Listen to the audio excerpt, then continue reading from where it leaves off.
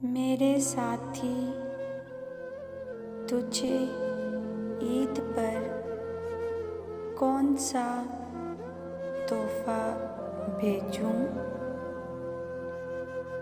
मेरे साथी, तुझे ईद पर कौन सा तोहफ़ा भेजूं?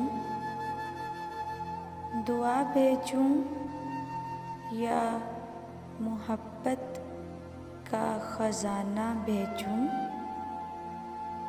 या अपनी नाकाम ख्वाहिशात का रोना भेजूं,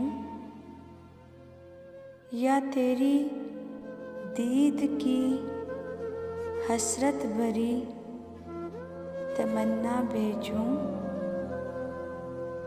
या उम्र दराज़ी की दुआ भेजूं,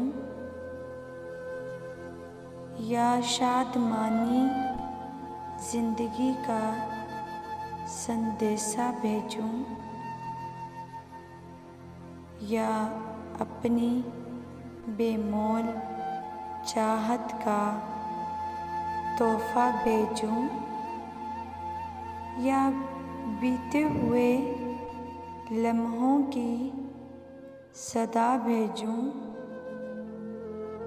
या तुम्हारी नाराज़ियों को शिकवा भेजूं।